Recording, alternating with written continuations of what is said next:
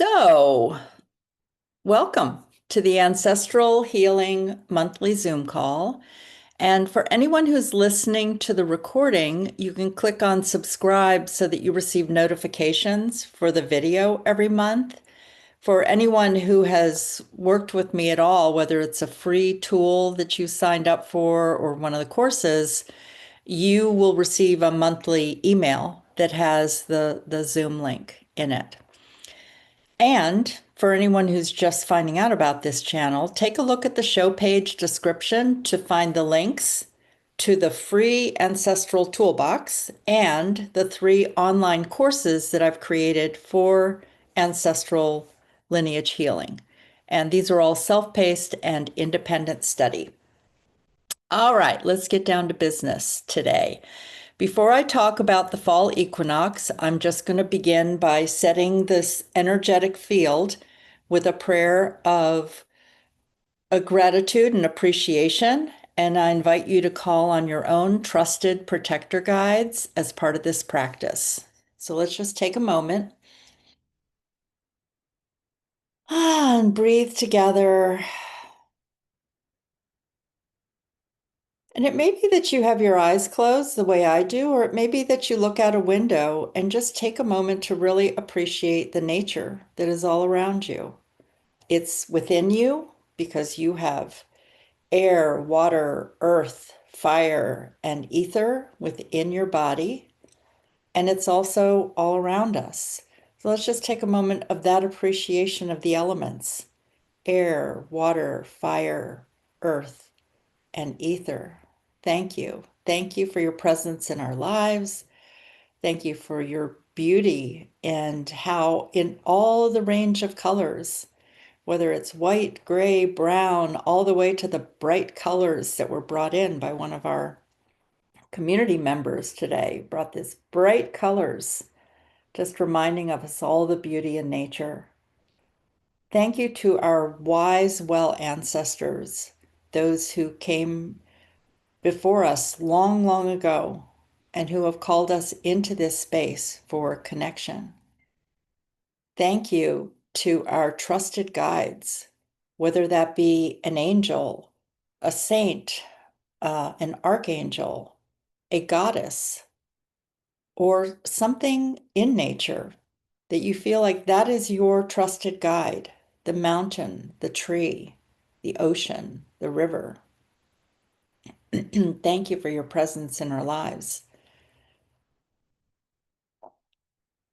And then taking a moment in this appreciation to ask your trusted guide to clear the energetic space around you, clearing out anything that's just, it's kind of like, taking a broom and sweeping the floor. Like, let's just sweep up the dust, asking them to clear this energy around you. And then bring in a form of protection. Protection can be the way that you put a coat on in the wintertime and to keep yourself warm. Protection in the form of the sun forming an energetic field around you so that you can feel yourself and be with yourself. And then asking them to place anything else around you for a boundary that would be helpful and supportive, so that as we enter these different realms in our conversations, we feel fully supported by the world that we can see and the world that is unseen, that we are feeling in some way, feeling the energy of it. Taking a breath, just with this simple opening, I say thank you, thank you, thank you, and thank you to all the people who are able to be here live today. Thank you for your presence. Okay, I'm ready to go. So I'm just going to talk for, let's see, 10, 15 minutes, I think, about the fall equinox. So my intention today is to share some ideas about how to celebrate it. We're recording this early so that you have some ideas to think about over the next few days.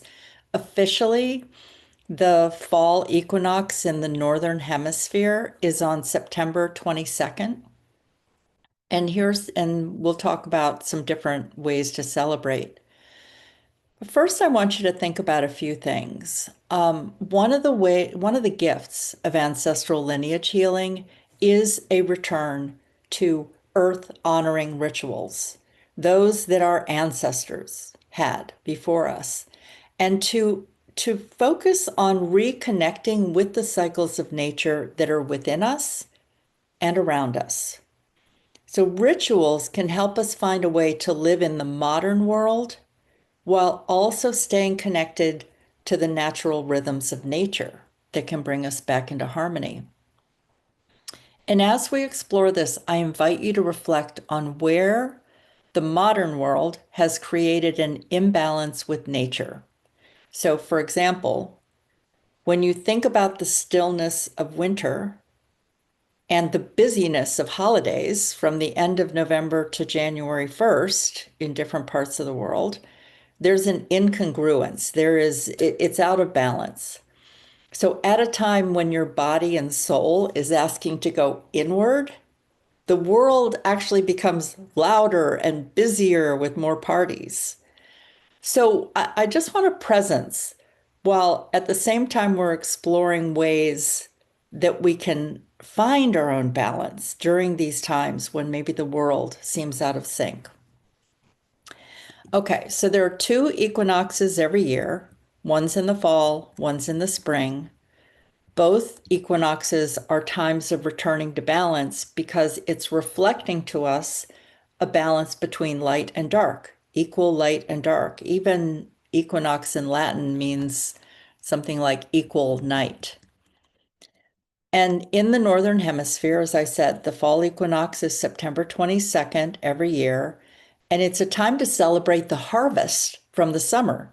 So it's a time of abundance, gratitude, appreciation. It's a time to feast and to even have places where we put food out to say thank you for this feast, thank you for all that we have.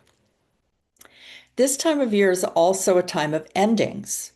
So the equal day and night and light and dark in the fall is also a sign of an ending and letting go because on the next day, there's a little more dark and summer's over. We're moving towards the winter solstice that's a few months later on December 22nd, which signifies the darkest time of year.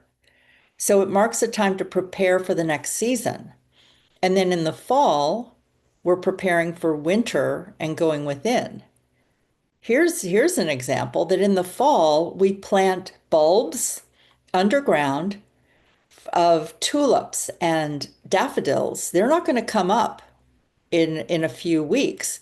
They're going to lie dormant in a state of dormancy while they're developing their roots underground. So think about that as we're preparing, that we're planting things, we're planting seeds for this time of growth 6 months from now. Okay, so I did an internet search around harvest festivals and Thanksgiving type celebrations in the Northern Hemisphere. And you might think about where you're located in the world. What are some of the harvest festivals that typically are September or October? Now, those are very aligned with the growing season. So, like Canada celebrates a Thanksgiving in October. Oktoberfest in Germany runs from mid-September to the beginning of October. A moon festival in China and Southeast Asia celebrates the full moon in September or October, and it is seen as a harvest festival. And then Sukkot, which is a Jewish holiday, it's an 8-day autumn festival that celebrates the harvest, and it's always in September or October. And then I found one in Iran, which I'm not sure how to pronounce it, but it's an ancient Persian harvest festival held on October 2nd. Then I was thinking about how in the United States, we're out of sync with the whole harvest season. We celebrate Thanksgiving the fourth Thursday in November, which is a time that's closer to the winter solstice. So think about how the timing of this is out of rhythm with the cycle of nature. The plants have died. They've returned to the underground. It would make more sense to switch the holiday to a time in September or October, but our society and culture in the United States, Thanksgiving is interwoven with government, businesses, schools, and stores. And so I just bring that up to help you start thinking about how do you bring harmony and balance into your life by reclaiming the cycle of nature and how you can find balance when the holidays are out of sync with nature. In the modern world, the fall can be a time of quickening with a return to work, school, and preparation for the holidays. So, beginning to be more conscious about how to create space to slow down and create your own kind of Thanksgiving gratitude and appreciation practices. One of the adjustments in my family of daughters, son-in-laws, and grandchildren is that we've found ways to have larger gatherings and celebrations in the summer, and then quieter events around holidays that take us into the winter. So we've incorporated, even when there are some parties and things to go to, more rest and solitude, being careful with our yeses and nos. So the equinox reminds us of this time of coming back into balance. And just as I'm sharing a few simple rituals, take a moment to reflect on the traditions in your group of family and friends and how you can stay connected to nature with seasonal celebrations that seem out of harmony with nature. All right, so this season, right now, is about celebrating the harvest and abundance in your life. And it's about an ending, a completion of the summer. So here's a couple of ways that you can, a couple of ideas. One is connect with nature. And nature will give you messages about what is happening. And this is like any time of the year. But when there are these big markers like the equinox, you could just take a walk and observe the changes that are naturally happening in your neighborhood and your community. And I know I've lived in warm and cold climates in the United States and even in Southern California with the sun shining and the beach weather. There are leaves changing on trees and bushes in the fall. There's a season when plants are completing their cycle. So notice how the plants are changing in your area. Notice what the birds are doing. What are the animals doing? What are the squirrels doing? And just notice the bugs, the ants, like what are what's some of the nature that you see around you and how is it changing? And you could even acknowledge what's changing. Like you could even go up to a tree and say, thank you for the beautiful green leaves that we've had all year. And I so appreciate these yellows and oranges and reds. You can say an appreciation of the plants and welcome the endings. Let go while also embracing the abundance that is around you. You can create a simple altar. You could go outside, and if you see things like acorns, pine cones, seeds, um, leaves, take a moment to just ask the land if it's okay to take those inside with you. And I always have a default where if I don't feel in my body a no, then I just say, I apologize if I'm taking these and you don't want me to, but this is my humanness. I've asked, and then you might feel a warmth around it. It's okay to just ask, even if you don't feel a response. Okay, another way is to honor the harvest. Honor with different activities. You could place a pot of water on the stove and add things like cinnamon, cloves, apples, so that the house begins to fill up with those smells during the season. Apples are a symbol of this season and they're very much connected with the harvest energy. And you may notice that by going to a farmer's market or local market where they carry the fruits and vegetables that are locally grown, that you could cook some soup or prepare vegetables that reflect the autumn colors of yellow, orange, and red. And then focus on nurturing your root chakra. This is where you're standing, and eat more root vegetables like potatoes or sweet potatoes, squash, different things like that. So, another thing is to use flower essences that are calming, grounding, or soothing. And that could be even with any kind of energetic practice that you have that you say, okay, this is where I really feel connected to the earth. Another thing in this harvest season is make room for grief. And it may come up in small and big ways as we approach October, when the veils between the living and the dead are thinner. And we'll talk more about that next month. At the end of October, I'll do a talk where we'll focus on Samhain, which is a Gaelic festival, and Day of the Dead, which originated with the Aztecs and has been carried on with Hispanic groups of people. Another way in this season,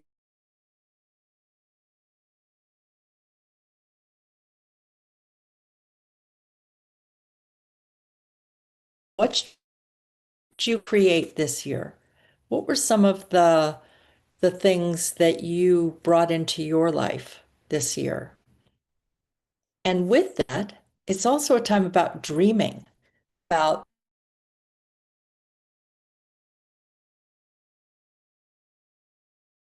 they're ready in the spring. So if there's some things that you wanted to create in your life this year, it's not too late to put those things into a place in your journal where it's like, here are some of my dreams. Think about what are some of the dreams that you have for the next year. If you know where your ancestors are from in the world and you no longer live in that area, you might research what were some of the traditions during this time, this harvest festival time, or even call on your wise, well ancestors to just kind of put it out to them. How did you celebrate this season? And notice what crosses your path. So, a few other things. You can light candles to honor the light and the dark, and then reflect on what you want to let go of. You know, maybe you have certain habits or a list of beliefs that you want to change. It may mean that you just go clean out a drawer or a closet and release some things. Just like do that sweeping and polishing of things. Just release and bring to a completion. And then make a list of words like savor, bounty, fullness that help you feel the power of this time of year. And then add in music and get up and dance. And that's always a way. Sometimes I think with ritual that we think it's all serious. I get really serious at times, but it can also be feeling the joy in your body and letting that be something that celebrates the harvest and releases grief. Okay, that's it for the rituals. And I want to highlight two other things simply before I complete this recording. One is that the alignment of the planets, and another is the numerology that can also impact us in the seasons. And here's something for you to know in this year of 2025. as I'm recording this. This is a 9-year numerologically. And as we're ending this year, a 9 is about completions and endings. So, whereas in the equinox kind of brings up the ending of a season, the ending of summer, and this equal light and dark, we're also being amplified with 2025 is a 9-year. So, if you are noticing even more endings and beginnings around you, that's what part of it is. 2026 is a 1 year. It's a year of new beginnings. So we are bringing a lot of things into completion. You could even think back, I forgot to do the calculations here of what was 9 years ago, where the 1 year began, and kind of look at what has your life been like in these during this 9-year cycle. And then here's one other thing that's really potent this year.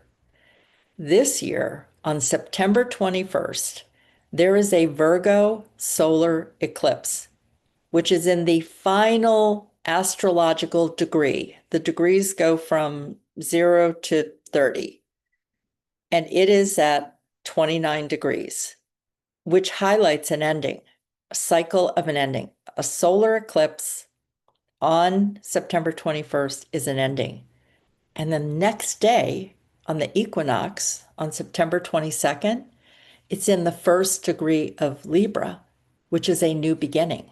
So even the planets have lined up this year.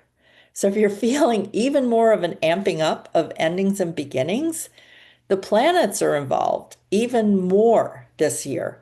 And I just want to say, if you have not tracked the timing of eclipses, eclipses and equinoxes are not always linked. Like in 2026, the eclipses are in August, a whole month before the equinox. So here is the year where all these things have lined up for that. Okay, so next month, as I mentioned, the topic is celebrations of the dead. I'm going to focus on Samhain as a Celtic festival, a Gaelic festival, and Dia de Muertos, Day of the Dead, which I was saying at the Aztecs brought that in, or that's where we've traced the history back. Not just we, but I've researched it and found it's pre-Hispanic and it's been carried forward in the Hispanic cultures. So we'll talk about that time of year where the veils are thinner and we have even more connection with our ancestors and calling in the wellness of the ancestors.